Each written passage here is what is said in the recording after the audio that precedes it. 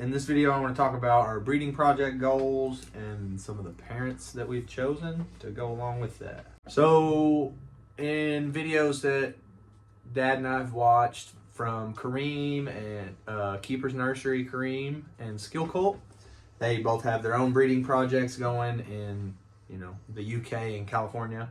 But they talk about how a lot of the breeding programs going on right now are for industrial breeding goals.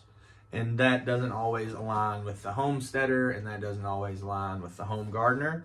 So they were talking about how it's imperative that we have more backyard breeders, and I agree with that. So that's how this project got started. It was inspired from Karim and Skillcult. I will not say that I took any type of credit for this project. Got it from them. So my goals for the project is, if you're following along with either one of them, russets have fallen out of favor in the American diet. I think they're oftentimes super interesting looking, have some of the better flavors. They're oftentimes drier than I've noticed. They're not as juicy Honeycrisp type apple juice when you bite it, which is good because I'm looking for a dehydrating apple as well. So I think that would be a good way for the backyard breeder or the backyard gardener to save and preserve some of these desirable genetics in terms of the russets. So save the russets. I would also a dehydrating apple, and then a grocery store russet. In my area, there's an apple called the Opal, and right around the stem, it has a slight bit of russet. So I think it would be possible to, if you had a minimal amount of russeting, work towards a better russet for like a grocery store. Another thing I want to do is incorporate some historically Kentucky apples. There's a, Big Horse Creek Farm? Big Horse Creek Farm online, they have a lot of Scion-wood available. And most of those are like Southern apples. That's what he's supposed to be for. But some of those are historically grown from Kentucky. There was a nursery in Harrodsburg that was the only first nursery west of the Appalachian Mountains. And that's not far from where we are. And so, yeah, there were a lot of historically grown Kentucky apples around here. And I would like to preserve some of those trees, A, B, improve upon those. And if they were historically grown here, they had to be battling the same diseases that maybe they've evolved differently over the 200 years or whatever it's been since that nursery was around. But they had to still be dealing with some of the same stresses that we deal with, right? I mean, I'm sure things have changed since then, in terms of like ecosystems being gone and weather being wacky, and life's different than it used to be, but it still is from here. So it's at least acclimatized to something in the soil or whatever. So I want to use the Kentucky apples, save the russets, grocery store apples, and look for a good dehydration apple. Some of the parents I'm looking into using for this project so far are Hoople's Antique Gold, which is a smaller type of russet. It says medium-sized apple.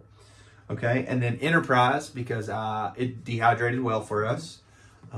It's got really good disease resistance and stuff in our area. It produces reliably. It's got great flavor. It's my favorite apple of the year so far. I'm sure, there's still a month and a half left, but still could find a better apple. But so far, Enterprise has been the winner. And so yeah, that's why I picked Enterprise. Chestnut and Whitney, because they both also have really interesting flavors in there, but they're smaller apples. So like I said, the flavor component of this is a big part of it. Liberty, also a disease-resistant, decent-sized apple for our area. It's got good flavor. And then finally, the Roxbury Russet, an older russet. I haven't included any historically Kentucky apples in this list because I don't have any available. These are just apples that we have in our orchard that I'm choosing from the apples that I already have available growing to start the seed from that, kind of jumpstart it. And then as I do that, I will work the Kentucky apples into the breeding rotation. So, and then Dad, do you want to go over what your my goals are scab resistant. I have an orchard, and some of my apples always have scab on them. So I want scab resistant apples, late hanging apples. How late? What's like our latest apple in the orchard right now, you think? It'd be hard to say because I don't really know all the ripening dates, all of them, but Madam Muskie ripens in December. I got some pears that'll all go all the way. So that Madam Muskie was super early that we ate earlier.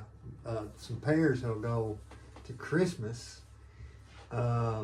I might have some longer ones. I'm not sure. But and now these are all information that we've seen from like websites and stuff. We haven't quite yet got those results translated into our orchard. Right. This is just from what we've read. That's what it's supposed to happen. So we're obviously still in the experimentation phase of how it acts in Zone 6B Kentucky. Our Pippin's supposed to go to Christmas. Right. Time, right. So just a lot of different things in there. And the apple varieties I was looking for. Kentucky dehydrating apple. I like apples that are dehydrated, and so yeah. We've got a couple gallons of dehydrated apples on our kitchen table right now. It takes up all the kitchen table room, but it's a nice little snack. It's nice rather than having some chips late at night. It's a good thing to have instead. Some good fiber and doesn't raise my mom's blood sugar, which is nice. Crunchy. Yeah, they're crunchy, just like an apple, just like potato chips would be. Some of the apples I was thinking about using were Wixon, Madam Muskie, Albemarle Pippin, Carmine de Sonneville, and Belle de Boscoup.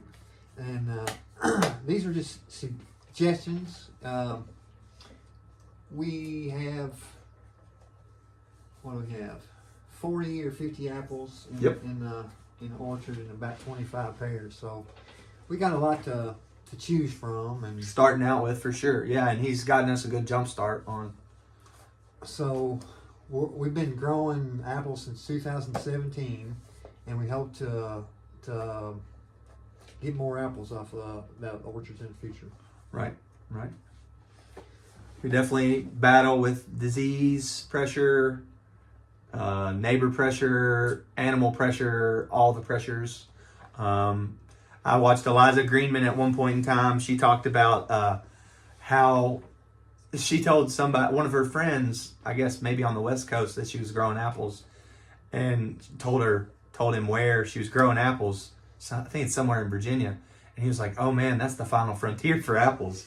He's like, "You got to battle the diseases, you got to battle everything here." So, yeah. So, is there any reason why you picked some of those apples? I know you like the Wixon. It's got that. Everybody talks about the wild kind of Wixon flavor that's in there. What were the other ones? Hold on, let me find. Carmine de Sonneville, Belle de Boscoup, Albemarle Pippin. Wasn't Karim talking about Carmine de Sonneville in one of his latest videos? Every video he says, he always picks it up. Oh man, I love this. So it's really good. Right. I've never tasted it yet, but we're going to taste it soon. Yep. What about Belle de Boscoup? Belle de Boscoup is a good apple. Do you know much about it? Like any of the history on it? Or yeah, one year I had quite a few of them, and it's like 2 years ago. They're pretty good. They're a pretty good apple. Okay. All right.